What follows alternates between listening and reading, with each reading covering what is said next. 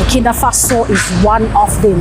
After careful consideration, the West African nation has now made its move, signaling greater independence in its foreign policy and its expectations for a new international economic order. Right now, something massive is happening in West Africa that nobody's talking about.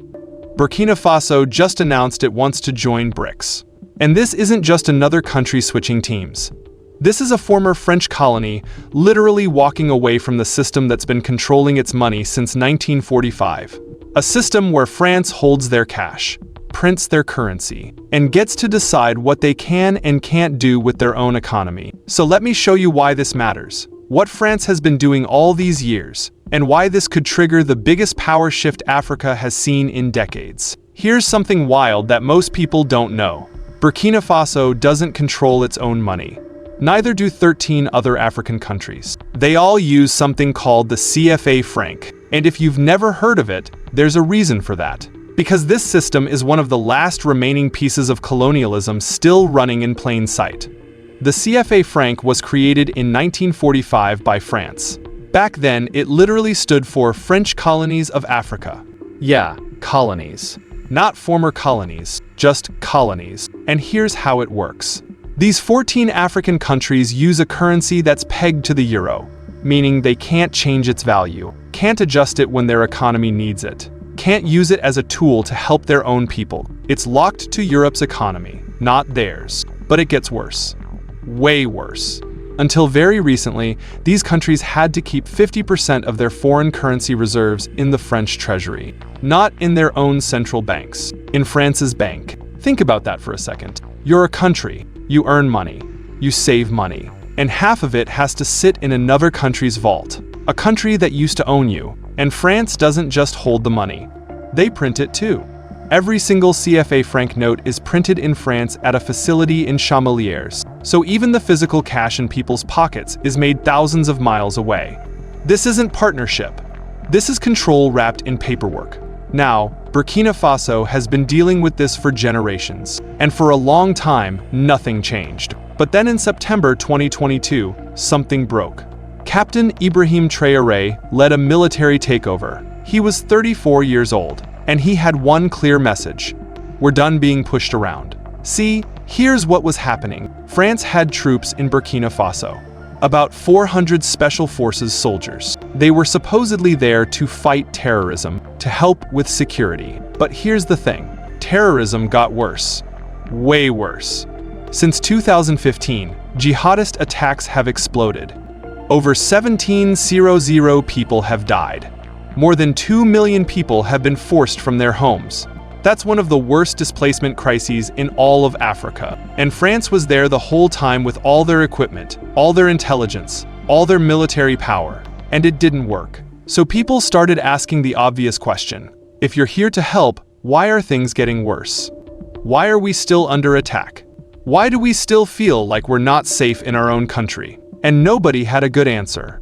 That's when Traoré made his move. In January 2023, Burkina Faso told France to pack up and leave. All troops out. 1 month. The agreement that allowed French forces to operate on their soil was terminated. Done. Over. And the French government tried to play it cool. They asked for clarification. Said there was confusion. Wanted Traoré to make a public statement. But Burkina Faso's response was perfect. A government spokesman said, "At the present stage, we don't see how we can make it more clear." Translation? We said leave, so leave. And they did. By February 2023, French troops were gone. There was a flag ceremony. French officers stood next to Burkinabe officers. And that was it. Decades of French military presence. Finished. But kicking out the troops was just step one. Because the real control wasn't military. It was economic. It was that CFA franc sitting in France's treasury. It was contracts signed decades ago that gave French companies first access to resources. It was a whole system designed to keep Burkina Faso dependent. So Traoré started cutting those ties too. In September 2023, Burkina Faso expelled France's military attaché, accused him of subversive activities, gave him 2 weeks to get out, closed the French military mission in the capital, Then, in April 2024, they kicked out 3 more French diplomats. Same accusation: subversive activities. France said it was baseless. But Burkina Faso didn't care. They were sending a message: your influence here is done. And while all this was happening, Traoré was looking east. In July 2023, he met with Russian President Vladimir Putin at a Russia-Africa summit. Then in August, a Russian delegation came to Burkina Faso to talk about development and military cooperation. And in September 2024, Traoré's prime minister sat down with Russia's ambassador and said it out loud: "We want to join BRICS." Now let's talk about what BRICS actually is. Because it's not just 5 countries hanging out. It's Brazil, Russia, India, China, and South Africa. And, as of January 2024, Egypt, Ethiopia, Iran, Saudi Arabia, and the United Arab Emirates joined too. That's 10 countries representing a huge chunk of the world's population and economy. And they all have one thing in common. They're tired of the West calling the shots. BRICS was created to challenge Western institutions: the IMF, the World Bank, the whole system that's been running global finance since World War II, and they're building alternatives. The new development bank, backed by BRICS, is already funding massive infrastructure projects across the developing world. And here's the key part: no strings attached, no demands to change your government, no requirements to privatize your industries, no forcing you to cut spending on healthcare and education just to get a loan. For Burkina Faso, this is exactly what they need.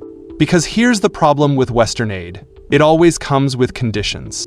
The IMF gives you money, but you have to agree to austerity. Cut government spending, open your markets, let foreign companies in, and sure, you get cash. But you also get trapped, because now you're dependent on those loans, and the lenders get to decide your economic policy. BRICS offers something different. China has built roads, railways, and energy grids all over Africa through the Belt and Road Initiative. Not as charity, as investment. They're building infrastructure that helps countries grow. And they're not demanding that those countries adopt Western-style democracy or change their political systems. They're just building stuff and doing business. And for a country like Burkina Faso, that matters. Because they don't want to be a client state anymore. They want to be a partner. They want to control their own resources, make their own decisions, trade on their own terms, and BRICS gives them a path to do that. Now, France is obviously not happy about any of this, because what's happening in Burkina Faso isn't unique. Mali did the same thing, kicked out French troops in 2022, started working with Russia. Niger followed.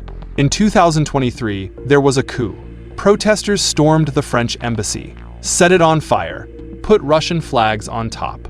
And the new military government told France to leave too. So France is watching its influence collapse across West Africa. Countries that used to be locked into their system are breaking free. And this terrifies them, because it's not just about losing one country. It's about losing the whole region. If Burkina Faso successfully pivots to BRICS and actually sees real development, other countries will notice. And they'll start asking why they're still dealing with the old system. And it's not just economic, it's geopolitical. These West African countries have resources: gold, uranium, oil. For decades, Western powers have maintained access to these resources through economic agreements and military bases. But now those agreements are being ripped up. Those bases are closing, and the resources are being offered to new partners: China, Russia, India. Countries that are willing to pay fair prices and don't come with colonial baggage. This is why France keeps accusing people of espionage. They arrested 4 French officials in Burkina Faso in December 2022, charged them with spying, put them under house arrest. France said they were just IT support staff. But Burkina Faso wasn't buying it, because when you're trying to break free from a system, everyone who was part of that system looks suspicious. Now, here's the big question. Can Burkina Faso actually pull this off? Can they withstand the pressure that's going to come from the West? Because make no mistake, pressure is coming. The West has a long history of destabilizing countries that try to leave their sphere of influence. Sanctions, diplomatic isolation, funding opposition groups, supporting coups.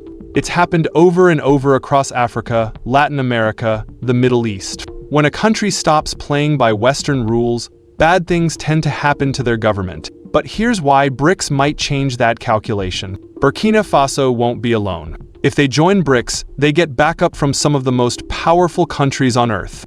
China and Russia both have seats on the UN Security Council. They can block sanctions. They can provide diplomatic cover. And they can offer economic support if Western countries try to squeeze Burkina Faso financially. And there's military support too. Russia has been increasing its presence in Africa. Not through traditional bases like France had. Through private military groups. Companies like Wagner have operated in Mali and other countries in the region. And while that comes with its own problems and controversies, it shows that Russia is willing to provide security assistance. So if Burkina Faso faces external threats, they have options. Plus, joining BRICS opens up trade. Instead of being dependent on European markets, Burkina Faso can trade with China, with India, with Brazil. Huge markets with billions of people. Markets that actually want African products and are willing to pay for them. This isn't theory. It's already happening. China is the largest trading partner for most African countries now. Not Europe. Not America. China. And there's another piece to this that people miss. Burkina Faso isn't just trying to swap Western control for Eastern control. They're trying to build something new. In September 2023, Burkina Faso, Mali, and Niger formed the Alliance of Sahel States, a joint military force to fight terrorism together, not dependent on France, not dependent on anyone. And in July 2024, they went even further. They signed a confederation treaty. They're building an alternative military alliance, an alternative economic bloc, a whole new system designed by Africans for Africans. This is what France didn't see coming, because for decades, the assumption was that these countries needed the West, needed French troops, needed European markets, needed Western institutions. But Burkina Faso is proving that's not true. They're showing that you can reject the old system and build something different. And if it works, if they actually succeed in developing their economy and securing their territory without Western help, the entire model collapses. Now, let's be real. This isn't going to be easy. BRICS has its own problems. Russia and China aren't saints. They have their own interests, their own agendas. Burkina Faso could end up trading one form of dependency for another. That's a real risk. And the West will definitely try to make that case. They'll run PR campaigns, talk about human rights, call BRICS authoritarian, paint Russia and China as predators. But here's the thing. People in Burkina Faso have lived under Western influence for their entire lives. They know exactly what that system delivers. Poverty, instability, foreign troops on their soil, half their money sitting in Paris. So when the West warns them about China and Russia, they're thinking compared to what? Because at least with BRICS, they get infrastructure. Real roads, real ports, real power plants. At least they get loans without being forced to gut their government budgets. At least they get treated like partners instead of children who need to be managed. And that's the real threat to the West. Not that BRICS is perfect, but that it's different. And for countries that have been stuck in the same exploitative system for 75 years, different looks pretty good right now. So where does this go? Burkina Faso formally requested BRICS membership in September 2024. No decision yet on whether they'll be accepted. But the fact that they're asking is already huge. It's a public declaration that they're done with the old rules, and other countries are watching. If Burkina Faso gets in, Mali will probably apply. Niger might too. Maybe Senegal. Maybe others. And suddenly you have a whole block of West African countries aligned with BRICS instead of the West. That changes everything. Trade routes, resource access, military alliances. The entire power structure in the region gets flipped, and France knows it. That's why they're scrambling. That's why they keep trying to maintain some presence, some influence, anything. But it's slipping away, because once people realize they have options, once they see that they don't have to accept the old deals, you can't put that genie back in the bottle. This is bigger than just Burkina Faso. This is about whether the global South can actually break free from systems that were designed during colonialism and never really ended. Systems where Western countries extract resources, hold the money, make the rules, and call it partnership. Burkina Faso is testing whether you can say no to all of that and survive. And if they do survive, if they actually thrive, the whole world is going to take notes. So, yeah, France collected half of Burkina Faso's money for 75 years, but not anymore. And that might be the most important story nobody's covering.